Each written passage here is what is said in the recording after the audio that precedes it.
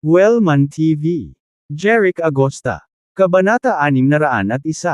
Pagkalipas ng 2 araw, hiniling ni Jeric kay Zol na bumili ng villa na 1,000 metro kwadrado sa Fenceville. Seryoso itong si Zol habang inihahanda ang villa para sa bagong poster ng sekta. Ang villa na ito ay nasa kalahati ng bundok, na siyang nag-iisang bundok sa Fenceville. Napapaligiran ito ng malalagang kagubatan ng Fenceville at katabi ng napakagandang 1,000-year-old Imperial City. Ang bundok na ito ay tinawag na Emperor Mountain. Ang Emperor Mountain ay malago sa mga puno, at ang tanawin ay medyo kaaya-aya. Mayroong higit sa 100 hillside villa sa bundok. Ang lahat ng may-ari ng burol ay yaong mga mayayaman at marangal na tao sa kabisera. Lahat sila ay malalaking shoots. Sina Jeric at Yolanda ay nagmaneho ng BMW patungo sa engranding villa sa gilid ng burol. Villa ay walang iba kundi. Nang mapansin ang mga tao sa BMW, isang matandang lalaki sa villa ang mabilis na nagsabi sa mga bodyguard na nakasuit at itim na salaming pang-araw, "Bilisan mo, buksan mo ang gate." Nandito na ang sect master. Si Zol, ang vice sect master ng Evergreen Sect, ang nagsasalita. Ang mga bodyguard na ito na nakasuit at itim na salaming pang-araw ay mga martialists din ng Evergreen Sect. Dahil mananatili si Jeric sa Hillside Villa ngayon, pumunta si Zol dito lalo na mula sa Evergreen Sect para ayusin ang lahat para sa kanya.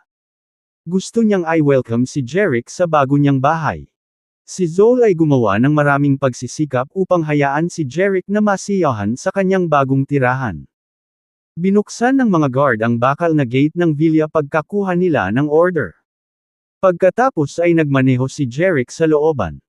Pagkahinto ng sasakyan, humakbang si Zol at binuksan ang pinto para pumasok si Jeric. Tao. Bumaba sina Jeric at Yolanda sa sasakyan. Sa nakalipas na 2 araw, nalaman ni Connor, ng kanyang asawa, at ni Silas na si Jeric at Yolanda ay nahulog sa isa't isa. Alam na si Jeric ay naging kasintahan ni Christine, hinikayat ni Silas ang kanyang kapatid na babae na talikuran ang relasyon. Pero sinabihan siya ni Yolanda na huwag siyang mag-alala at haharapin niya ito ng maayos. Marami pang salita. Walang binigay si Silas. Kaya naman, pumayag ang pamilya Foster sa katotohanang titira si Yolanda sa Hillside Villa kasama si Jeric. "Master, nandito ka pala," nakangiting bati ni Zol kay Jeric. Tumango si Jeric bilang sagot. "Guro, gumastos ako ng $600 milyong sa pagbili ng villa na ito para sa iyo. Nasiyahan ka ba?" Tumingin si Zol kay Jeric at nagtanong. Tumingin si Jeric sa paligid ng villa. Ang looban ay sapat na lapad, at mayroong lahat ng uri ng mga pasilidad tulad ng mga berdeng damuhan at mga swimming pool. Ito ay talagang isang magandang lugar. Kaya naman, tumango si Jeric. "Magaling, Zol." Nang marinig ang sinabi ni Jeric, tuwang-tuwa rin si Zol at sinabi, "I'm so glad na gustuhan mo. Maraming bagay na dapat harapin sa Evergreen Sect. Pwede ka munang bumalik. Ipapaalam ko sa iyo kung kailangan ko ng tulong mo," sabi Jeric. Tumango si Zol. "Okay, Master. Pagkatapos ay babalik muna ako sa Evergreen Sect." Pagkatapos ay sumakay si Zol sa isang itim na Mercedes sa looban, at hindi nagtagal ay umalis ang driver. Pagkaalis niya, pumasok sina Jeric at Yolanda sa villa. Nang gabing iyon, tumira sina Jeric at Yolanda sa villa. Magkatabing nakaupo sina Jeric at Yolanda sa sofa sa sala sa ikalawang palapag. Pareho nilang hawak ang isang baso ng red wine sa kanilang mga kamay. "Cheers for the beautiful night," itinaas ni Jeric ang kanyang baso at sinabi kay Yolanda. Matamis na ngumiti si Yolanda, itinaas ang kanyang baso, at nag-toast kay Jeric. Cheers! Pagkatapos ay humigop sila ng red wine.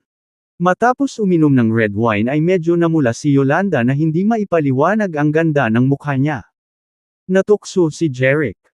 Pagkatapos ay ibinaba niya ang baso, hinawakan si Yolanda sa balikat gamit ang isang kamay, at yumuko para halikan si Yolanda sa kanyang malarosas na labi.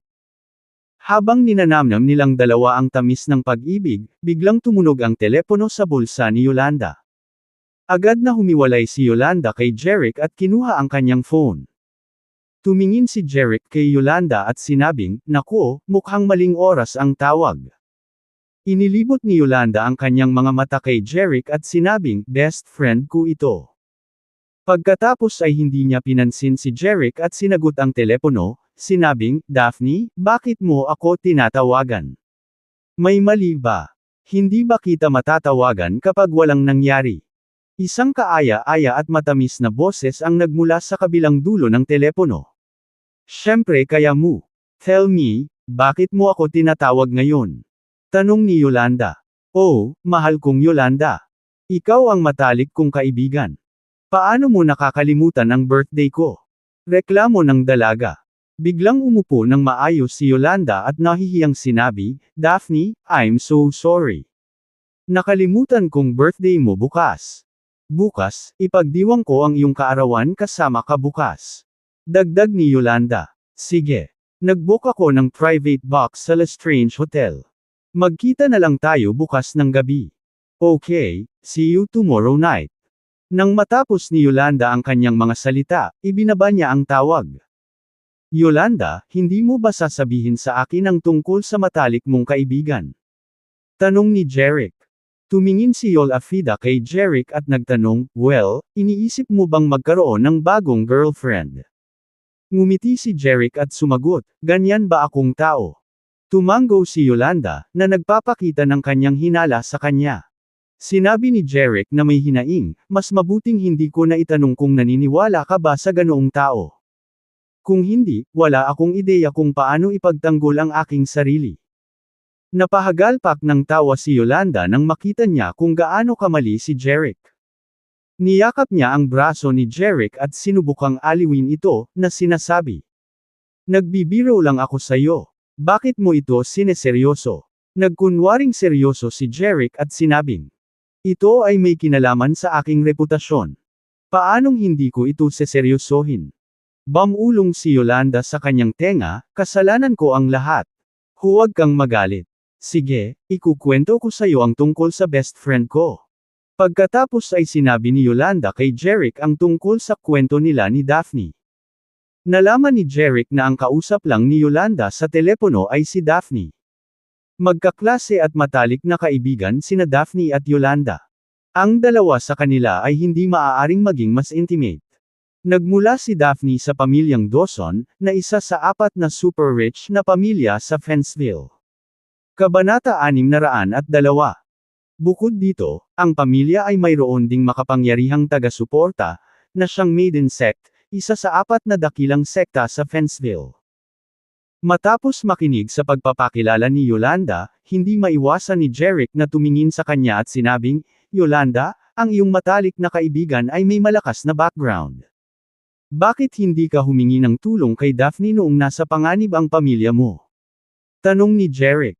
Sumagot si Yolanda, "Sa simula, gusto ko ring humingi ng tulong kay Daphne. Gayunpaman, napakalakas ng pamilyang Nelson, at ganoon din ang Evergreen Sect," dagdag ni Yolanda. "Masyadong maraming bagay ang kasali. Kahit nangako si Daphne na tutulungan ako, baka hindi payag ang pamilya Dawson at ang Maiden Sect na makialam sa problemang ito," paliwanag ni Yolanda na may pag-aalalang tingin.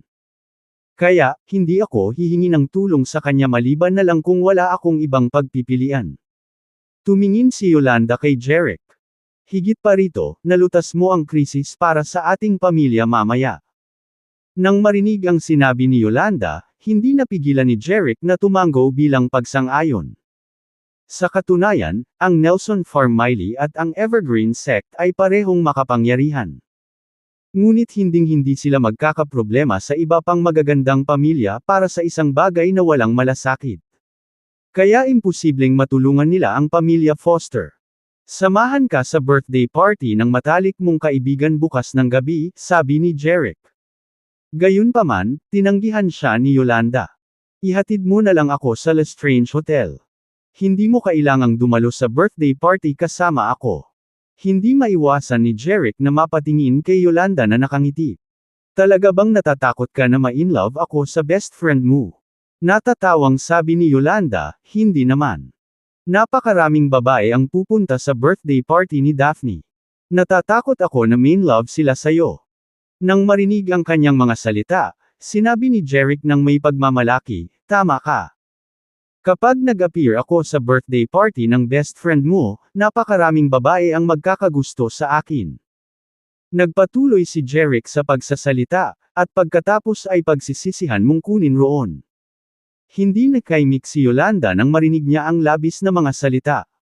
Kabanata 603. Ang birthday party ay gaganapin sa pagsapit ng gabi. Ang Amanor, na parang isang kastilyo, ay sumasakop sa isang malawak na lugar at napapaligiran ng mga villa.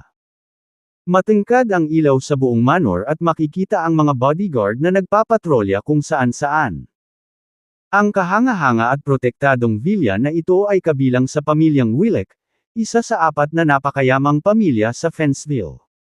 Sa sala ng isang villa ay nakaupo ang isang makisig na binata na tila nasa 30 anyos. Hawak niya ang isang baso ng red wine sa kanyang kamay at dahan-dahan itong pinaikot, kumikislap ang mga mata. Nabasag ng tunog ng mga yabag ang katahimikan. Isang 50 taong gulang na lalaki na nakasuot ng simpleng classical suit ang pumasok sa sala. "Handa na ang lahat, Mr. Willek," magalang na sabi ng matanda sa binata. Ang binata ay ang panganay na anak ng pamilya Willek, si Javus Willek. Nagtaas ng tingin si Javus at tumingin sa matanda. "Dian, sino ang inimbitahan ni Daphne sa kanyang birthday party ngayong gabi?" "Mr. Willek, ayon sa impormasyong nakuha ko, gaganapin ni Daphne ang kanyang birthday party sa ika-8 kahon ng hotel ngayong gabi. 5 o 6 na babae lang ang inimbitahan niya, at lahat sila ay matalik niyang kaibigang babae," sagot ng mayordomo.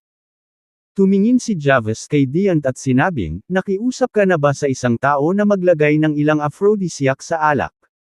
"Lestrange." Sumagot ang matandang mayordomo, "Oo, Mr. Willek, nasuhulan ko ang staff ng hotel ng maraming pera.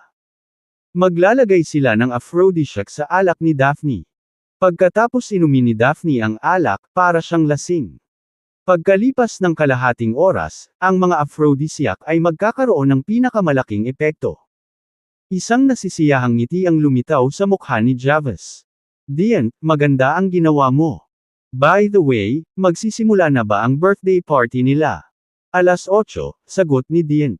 Itinaas ni Javus ang kanyang pulso at sinipat ang kanyang Rolex watch. "Aba, 7:00 na. May 1 oras pa." Ininom ang baso ng red wine, tumayo si Javus at sinabi kay Dian, "Maghanda ka ng kotse para sa akin. Pupunta ako sa Lestrange Hotel. Ngayon." "Yes, Mr. Willek," sagot ni Dian at saka lumabas ng sala. Siya ay matangkad at malakas, si Javus ay lumabas ng silid, ang maayos na disenyong suit ay nagmukhang isang makapangyarihang pangulo. Paglabas niya ng bahay, naghihintay na doon ang isang Rolls Royce. Binuksan siya ni Depte sa likurang pinto ng kotse at sinabing, "Pakiusap, Mr. Willek." Nang makasakay si Javus sa kotse, isinara ni Dian ang pinto at sinabi sa driver, "Oras na para umalis." Kabanata 604. Sa ilalim ng proteksyon ng 2 grupo ng mga bodyguard sa iba pang 2 kotse, umalis si Javus sa manor. Makalipas ang mahigit 10 minuto, 3 sasakyan ang dumating sa Lestrange Hotel sa downtown. Gayunpaman, nang huminto ang sasakyan, hindi bumaba si Javus sa kotse ngunit naupo pa rin doon. Bumaba ang mga bodyguard sa 2 pang sasakyan at pinagbuksan siya ng pinto. "Mr. Willek, nakarating na kami sa Lestrange Hotel. Bumalik ka sa kotse. Maaga pa naman. Hintayin natin sandali," sabi ni Javus. Nang marinig ang kanyang mga salita, muling isinara ng lahat ng bodyguard ang pinto at saka bumalik sa kanilang mga sasakyan. Iniwas ni Javus ang kanyang mga mata sa driver na nasa harapan niya, at sinabing, "Ipaalala sa akin ang oras kapag 7:30 na." Sumagot ang driver, "Got it. Mr. Willek." Nakaupo sa backseat. Pumikit si Javus at nagsimulang magpahinga. Lumipas ang oras ng unti-unti. 7:30 na, Mr. Willek." Tiningnan ng driver ang oras at pinaalalahanan si Javus. Binuksan ni Javus ang kanyang mga mata at tumango. "Okay. Pagbaba pa lang niya ng sasakyan, napansin niya ang ilang luxury cars na papasok sa parking lot sa harap ng Lestrange Hotel. Nang makita iyon, hindi agad bumaba ng sasakyan si Jarvis. Dahil nakilala niya na ang isa sa mga bagong dating na luxury car ay kay Daphne. Matapos huminto ang lahat ng mamahaling sasakyan, lumabas ang ilang mga batang babae, na nasa edad 20. Lahat sila ay bata pa at maganda. Sa mga babaeng ito, ang isang batang babae sa isang pulang nakaistilong maikling palda ay ang pinakakaakit-akit. Ang kanyang mahabang buhok ay nakalugay sa kanyang mga balikat, at ang kanyang magandang mukha ay literal na makapidyo hininga. Matangkad, balingkinitan, at hubog ang dalaga. Nakatayo sa ilalim ng maliwanag na mga ilaw, siya ang pinakakahanga-hangang atraksyon. Ang magandang babaeng ito ay walang iba kundi si Daphne. Sa sasakyan, panay ang tingin ni Jarvis kay Daphne na hindi kalayuan. Halos hindi niya maiiwas ang tingin sa kanya. Isang anino ng ngiti ang dumampi sa kanyang bibig. You deserve to be my favorite goddess. Daphne, napakaganda mo ngayong gabi. Sabi ni Davis. Sina Jarvis at Daphne ay nagtapos sa parehong universidad. Itinuring si Daphne bilang isa sa mga campus belles. Matagal na siyang gusto ni Jarvis, at sinimulan na niyang habulin si Daphne. Gayunpaman, binigyan lang siya ni Daphne ng malamig na balikat. Kahit anong pilit niya, hindi niya ito tinanggap. Bilang resulta nito, hiniling ni Jarvis si Dient na lihim na tulungan siyang idroga si Daphne sa kanyang birthday party ngayong gabi. Daphne, nandito na tayong lahat, hindi ko alam kung dumating na si Yolanda, sabi ng isang babae kay Daphne. Lucia, pumasok ka muna sa loob. Tatawagan ko si Yolanda. Tumango si Lucia. Sige, hintayin ka namin sa hotel. Nang matapos ang mga salita, pumasok si Lucia at ang iba pang mga babae sa Lestrange Hotel, na 12-12 ng palapag ang taas at maliwanag na naiilawan. Inilabas ni Daphne ang kanyang mobile phone sa kanyang bag at tinawagan si Yolanda. Nang makita ito, binuksan ni Jarvis ang pinto sa likuran at lumabas. Habang sinasagot ni Yolanda ang tawag, nagtanong si Daphne, "My sweetheart, where are you now?" Daphne, pupunta ako dyan, sabi ni Yolanda sa telepono. Hindi ka pwedeng malate, o mapaparusahan ka ng 10 baso ng alak. Daphne, alam mo naman na hindi ako umiinom. 10 baso ng alak. Masyado kang malupit. Kung gayon kailangan mong nasa oras, o kailangan mong parusahan at hindi ka maaaring humingi ng awas sa akin. Got it, believe me. Hindi ako mail late. Kung gayon, hihintayin kita sa hotel. Okay. Nakangiting ibinaba ni Daphne ang telepono at bumulong, let's see if you dare to be late. Daphne, sinong late? Isang boses ang nakakuha ng atensyon ni Daphne. Tumangala si Daphne at agad na nakitang nakatayo sa harapan niya si Jarvis. Pagkunot ng kanyang mga kilay, tumingin si Daphne kay Jarvis at nagtanong, bakit ka nandito? Obviously, ayaw niyang makita si Jarvis. Hindi ito pinansin ni Jarvis. Ngumiti siya at sumagot, birthday mo ngayong gabi. Nandito ako para ipagdiwang ang iyong kaarawan para sa iyo. Tiningnan siya ni Daphne nang may pagdududa. Paano mo nalaman na ipagdiwang ko ang aking kaarawan sa hotel na ito ngayong gabi? Hindi naman importante. Kailangan mo lang malaman na ikaw ang taong pinakamahalaga sa akin, at lagi akong handa na ipagdiwang ang iyong kaarawan kasama ka, masuyong tinitigan ni Jarvis si Daphne at sinabing. Salamat, ngunit hindi na kailangan. Hindi naman interesado si Daphne. Pagkasabi noon ay hindi na pinansin ni Daphne si Jarvis. Tumalikod siya at naglakad papunta sa Lestrange Hotel. Kabanata 605. Habang pinagmamasdan si Daphne na naglalakad patungo sa hotel, napangisi si Jarvis at bumulong, Daphne, ang yabang mo talaga. Hindi mo ako matatanggal ngayong gabi. Sa oras na ito, ilang mga bodyguard ang dumating kay Jarvis. Sa kotse kayong lahat. Huwag gumawa ng anumang aksyon nang walang pahintulot ko, sabi ni Jarvis. Mukhang nag-aalala ang isang bodyguard at sinabi kay Johnny. Pero Mr. Wilek, paano kung may mangyari kapag nag-iisa kang pumasok sa hotel? Kami. Gayunpaman, pinigilan siya ni Jarvis at tumugon.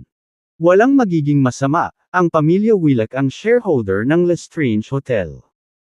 Ano ang maaaring gawin sa akin ni Daphne sa hotel na ito? At saka, isa akong first-rate Marty A-list, hindi isang mahinang tao. Hindi na naglakas loob ang bodyguard na magsalita pa. Inayos ni Jarvis ang kanyang suit at naglakad patungo sa hotel. Walang choice ang mga bodyguard kundi bumalik sa kanilang mga sasakyan. Hindi nagtagal pagkatapos pumasok si Jarvis sa hotel, nagmaneho si Jeric patungo sa Lestrange Hotel. Huminto ang sasakyan sa parking lot sa harap ng hotel. Tumingin si Yolanda kay Jeric sa kotse at sinabing, "Hindi ka ba sasakay?" Nakangiting sagot ni Jeric sa kanya, "I'd better not go. Magiging mahirap kung ang iyong mga kapatid na babae at mga kaibigan ay may ibig sa akin."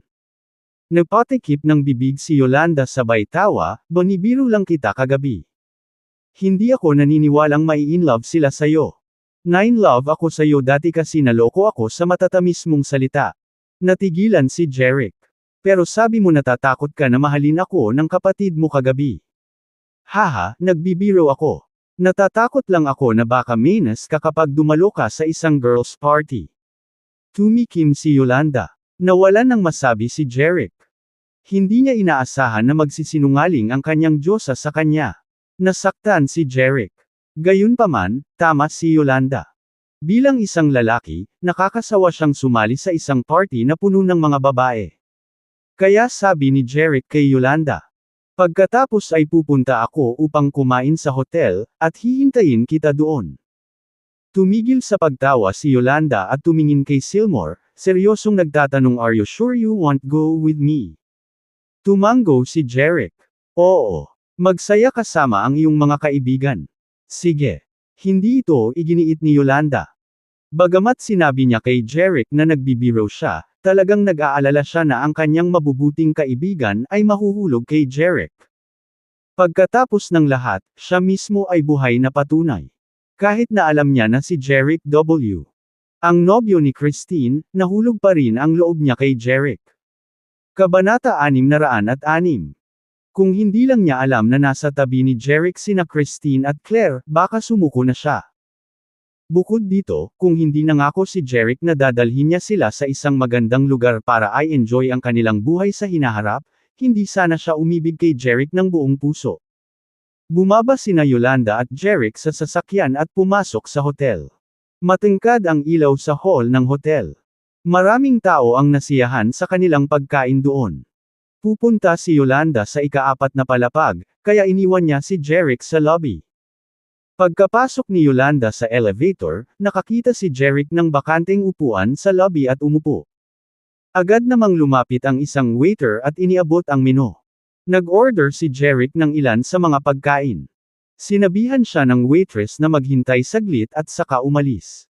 Sa isang pribadong kahon sa ika-4 na palapag, si Daphne at ang kanyang malalapit na kaibigan ay nakaupo sa paligid ng isang mesa, nag-uusap at nagtatawanan. Sa sandaling ito, bumukas ang pinto at pumasok ang isang matangkad at malakas na lalaki. Si Daphne at ang iba pang mga babae ay biglang napatigil sa pakikipagkwentuhan at napatingin sa taong pumasok. Bahagyang kumunat ang noo ni Daphne at nagtanong, "Jarvis, anong ginagawa mo dito?" "Well," ang taong pumasok sa pribadong kahon ay walang iba kundi si Jarvis. Isinara ni Jarvis ang pinto ng box at ngumiti. Tumingin siya kay Daphne at sinabing, "Daphne, birthday mo. Nandito ako para ipagdiwang ang iyong kaarawan." Ang mga batang babae na nakaupo sa paligid ni Daphne ay nagpakita ng naiinggit na tingin sa kanilang mga mata at nagpalakpakan sa isang koro. Marahang hinawakan ni Lucia ang braso niya at bamulong, "May inimbitahan ka pala dito. Napakahusay mong itinago." Si Jarvis ang panganay na anak ng pamilya Willock, isang napakayamang pamilya. Siyempre, kilala siya ng mga girls sa private box. Bukod dito, alam din nilang matagal nang hinahabol ni Jarvis si Daphne. Pero hindi sumagi sa isip nila na lalabas si Jarvis sa kahon ngayon para ipagdiwang ang kaarawan ni Daphne. Inisip lang ng mga babaeng iyon na inimbitahan ni Daphne si Jarvis na dumalo sa party. Gayunpaman, sinabi ni Daphne kay Lucia, "Nakausap lang niya, Lucia, hindi ko siya inimbitahan." Kusa siyang pumunta dito. When we were outside the hotel, I told him not to come. Halika dito. Nang marinig ang kanyang mga salita, ang lahat ng mga babae ay mukhang awkward. Halatang hindi nila akalain na ganoon pala kawalang interes ang pakikitungo ni Daphne kay Javis. Kaya naman, lahat sila ay nakaramdam ng hiya para kay Javis. Saglit na napahiya sila kaya hindi na nila alam ang susunod na sasabihin. Gayunpaman, nanatiling kalmado pa rin ang tingin ni Javis. Ngumiti siya, tumingin kay Daphne, at sinabing, Daphne, huwag kang magalit. Birthday mo ngayon. Gusto ko rin mag-celebrate ng happy birthday kasama ka. Ngunit direktang tinanggihan siya ni Daphne, na tumugon, ayokong ipagdiwang ang aking kaarawan kasama ka. Kung batiin mo ako ng maligayang kaarawan, umalis ka na rito. Tapos magiging masaya ako. Ang kapaligiran sa pribadong kahon ay biglang naging sobrang tensyonado. Walang sinuman sa mga babae ang nang-ahas na magsalita. Tumango si Javis at sumagot, okay, huwag kang magalit. Aalis na ako. Pagkatapos noon ay tumalikod na si Javis at akmang lalabas na. Samantala, bumukas ang pinto, dahil kara-rating lang ni Yolanda. Nang matano niya si Yolanda, naakit agad si Javis sa magandang mukha nito. Saglit siyang nawala sa pag-iisip. Hindi nagtagal ay napansin ni Yolanda si Javis na tulala na nakatingin sa kanya. Bahagyang nakakunot ang noo. Alam ni Yolanda na kilala ang binata ng pamilya Willock sa panliligaw sa mga babae. Kaya naman, gumawa ng paraan si Yolanda para sa kanya at sinabing, Javis, lalabas ka ba? Noon lang natauhan si Javis at mabilis na sinabing, ay, oo. Agad na lumabas si Javis. Pagkalabas niya ng private room ay pumasok si Yolanda sa private box at isinara ang pinto. Naamoy ang natitirang halimuyak sa hangin, nagliwanag ang mga mata ni Javis. Sina Yolanda at Daphne ang nangungunang dalawang campus bells sa kanila. Universidad. Yolanda mukhang drop patay na pakarilag ngayong gabi. Well, kasama si Daphne, si Yolanda ang magiging biktima niya ngayong gabi. Sa pag-iisip nito ay naglakad si Javis sa corridor. Kabanata 607. Sa isang sulok ng corridor, biglang lumitaw ang isang nasa katanghaliang gulang na lalaki na nakasuot na may bigot. Ang lalaki ay nagpakita ng isang nakakabigay ng ngiti sa kanyang mukha. Bahagya siyang yumuko kay Javis at sinabing, Mr. Willock, ako si Gable. Manager ako ng hotel. Hiniling sa akin ni Dian na hintayin ka rito.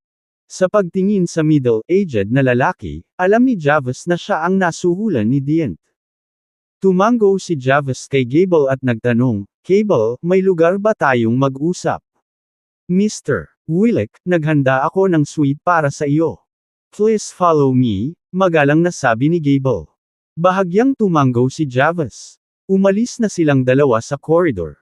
Pagbukas ng pinto, nakatayo si Gable sa labas na may ngiti sa labi. Mr. Willock, natapos ko na ang ipinagagawa mo sa akin. Tapos tinuro ni Gable sina Daphne at Yolanda na nasa likod niya at parang lasing na lasing. Hawak sila ng 4 na waitress sa labas ng pinto.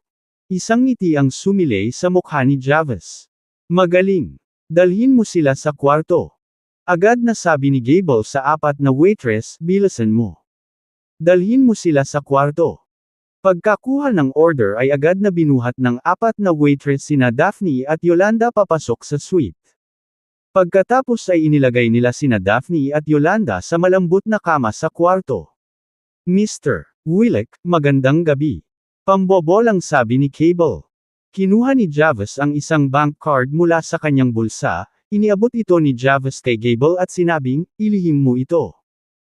Bagaman binigyan ka ni Dian ng pera, bibigyan pa rin kita ng ilang mga gantimpala para sa iyong pagsusumikap. Mayroong 70,000 sa card na ito. Ito ay para sa inyong 5. Kalimutan ang nangyari ngayon. Naiintindihan mo ba? Mabilis na sumagot si Gable at ang 4 na waitress, yes, Mr. Willock.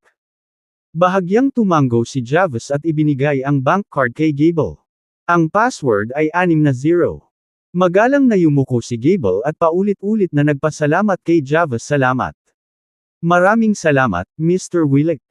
Pagkatapos ay lumabas siya ng kwarto kasama ang 4 na waitress at isinara ang pinto. Sa koridor, tumingin kaagad si Gable ng marangal, tumahimik, at sinabi sa 4 na waitress, "Kayo ba lahat?" Malinaw ang tungkol sa sinabi ni Mr. Willick. Walang makakapaglabas ng sikreto. Magpanggap na lang na walang nangyari ngayong araw. Naiintindihan mo ba? Agad namang sumagot ang 4 na waitress, "Yes, manager. Gagawin ko. Bibigyan kita ng pera bukas," dagdag ni Jarvis. "Okay. Maaari mong gawin ang iyong negosyo." Nakuha ko. Hindi nagtagal ay umalis na sa koridor ang 4 na waitress. Nang matitigan niya ang bank card sa kanyang kamay, nagliwanag ang mga mata ni Gable. Iba talaga ang super rich family, napakayaman ni Jarvis kaya binigyan niya sila ng malaking halaga ng pera. Inilagay ni Gable ang bank card sa kanyang bulsa, sumipol at lumakad palayo sa magandang kalagayan. Gayunpaman, nang dumaan siya sa isang sulok ng koridor, ang kanyang bibig ay biglang natakpan ng isang pares ng mga kamay. Nagulat si Gable at gustong sumigaw, ngunit hindi malinaw ang boses niya habang nakatikip ang bibig. Sa sandaling ito, ang likod ng kanyang ulo ay natama ng husto. Kabanata 608. Inilibot ni Gable ang kanyang mga mata at nawalan ng malay. Isang anino ang sumili mula sa kanyang likuran. Si Jerick ang kalalabas lang. Sa sandaling binawi ni Jerick ang kanyang mga kamay, si Gable, na nasa estado ng kawalan ng malay, ay agad na bumagsak sa lupa. Napagtanto ni Jerick na may nangyaring mali nang umiinom siya ng kape sa lobby sa unang palapag. Nagkontrata ang kanyang mga mag-aaral, at nakita niyang gustong i-frame ni Jarvis sina Yolanda at Daphne. Kaya naman, sumugod si Jerick at kinatok si Gable pagkalabas ni Gable sa suite. Natagpuan ni Jerick ang telepono ni Yolanda sa bulsa ni Gable. Bukod sa telepono, may nakita rin siyang maliit na bote ng porselana, na medyo kakaiba. Kinuha ni Jerick ang maliit na bote at inisip kung ano ang nasa loob. Pinaikit niya ang kanyang mga mata, pinaandar niya ang mata ng Diyos. Pagkatapos ay nakita niyang inabot ng mayordomo na tinatawag na Dient ang maliit na bote kay Gable. Bukod dito, sinabi ni Dient kay Gable na ang mga pulbos sa bote ng porselana na ito ay ang mga kilalang aphrodisiac sa mundo ng martial arts. Ang taong umiinom ng aphrodisiac ay parang nagliliyab, at malulutas lamang ito sa pamamagitan ng pakikipagtalik. Pinaalalahanan din ni Dient si Gable kung paano ilagay ang mga pulbos sa alak at ipainom ito kay Daphne. Ngayon alam na ni Jerick na may mga aphrodisiac sa loob ng maliit na bote. Tinanggal ang takip, nalaman ni Jerick na mayroon pa ring kalahati doon. Tila hindi naubos ni Gable ang lahat ng aphrodisiacs. Sa halip, inilihim niya ang ilan. Makatitiyak si Jerick na gustong gamitin ni Gable ang mga aphrodisiac sa mga babaeng nagdroga. Nanlaki ang mata ni Jerick, at nakaisip siya ng ideya. Isang ngisi ang sumilay sa kanyang mukha. Sa suite, itinuon ni Jarvis ang kanyang mga mata sa mga walang malay na batang babae na nakahiga sa kama. Si Jarvis ay nagbigay ng mapagmataas na ngiti sa kanyang mukha. "Mahal kong Daphne, kahit anong yabang mo sa harapan ko, hindi ka makakawala sa kontrol ko sa huli. Magmamalaki ka pa rin ba sa harap ko pagkatapos ng gabing ito?" Pagkasabi nito ay umiwas ng tingin si Jarvis sa magandang mukha ni Yolanda at lalong lumawak ang ngiti nito. "Matagal na kitang pinagnanasaan, Yolanda. Hindi ko ini-expect na makukuha ko kayong dalawa ni Daphne ngayong gabi. Napakaswerte ko." Pagkatapos sabihin ang mga salita, hinubad ni Jarvis ang lahat ng kanyang damit. Akmang susugurin na niya ang mga babae sa kama, biglang bumukas ang pinto ng malakas. Hindi napigilan ni Jarvis ang mabigla. Agad siyang tumalikod at akmang sawayin. Ngunit bago pa makapagsalita si Jarvis, binigyan siya ni Jerick ng isang hampas sa mukha. Sa isang iglap, natambos si Jarvis sa malayo at malakas na bumagsak sa lupa. Ang sahig na gawa sa kahoy ay sumabog matapos tamaan, mga bituka ng kahoy na kumakalat sa lahat ng dako. Nakahiga sa lupa, naramdaman ni Jarvis na malapit nang malaglag ang kanyang mga buto, at ang kanyang mukha ay biglang bumuti. Gayunpaman, bago pa man siya makatayo, napansin niya ang isang lalaking papalapit sa kanya ng napakabilis, walang awang sinisipa ang kanyang ari at bola. Oh! Sobrang sakit kaya napasigaw si Javas na parang baboy na kinakatay. Habang sumisigaw si Javas, naglabas ng maliit na porcelain bowl ang lalaki at direktang ibinuhos sa bibig ni Javas ang mga pulbos. Pagkatapos ay dinampot niya ang isang tasa ng kape sa mesa at pinilit itong inumin si Javas. Nilunok ni Javas ang kape at ang power sa loob ng ilang segundo, na gumawa ng gurgling sound. Saka lang itinabi ng lalaki si Javas. Well, walang iba kundi si Jeric ang pumasok sa kwarto at pinatumba si Javas sa bilis ng kidlat. Kabanata 609. Malakas na sinipa ni Jeric ang ari at mga bola ni Javas, kaya napilitan itong lunukan ang aphrodisiacs. Pagkatapos ay kinaladkad niya si Gable, na wala pa ring malay, papasok sa silid at inihagis kay Javas, habang si Javas ay gumulong-gulong at sumisigaw sa lupa. Pagkatapos noon, hinawakan ni Jeric ang dalawang babae, binuksan ang bintana, at tumalon pababa. Hinawakan ni Jeric si Yolanda gamit ang kanyang kaliwang braso at hinawakan si Daphne sa isa, lumipad sa labas ng bintana sa ikalimang palapag, at madaling lumapag sa harap ng kanyang BMW sa parking lot. Pagkatapos ay inilagay niya ang dalawang babae sa likurang upuan. Samantala, nakita niyang lampas 10 metro ang layo ng mga bodyguard ni Javas. Parang narinig nila ang sigaw ni Javas at sunod-sunod na lumabas ng mga sasakyan. Sabay silang sumugod sa hotel. Bahagyang ngumiti si Jeric, sumakay sa kanyang BMW, at umalis sa Lestrange Hotel. Suck! Oh my God, paano nagawa ng dalawang lalaking ito? Hindi ako makapaniwala sa mga mata ko. Talagang nakakasira ito sa moral. Isang malaking grupo ng mga tao ang nag-uusap sa labas ng silid, at ang ilan sa kanila ay kumukuha pa ng mga video gamit ang kanilang mga telepono. Hindi maiiwasan, sina Gable at Javas ang dalawang chill party sa kanilang mga talakayan at video. Sigaw ni Gable na parang papatayin siya ni Javas.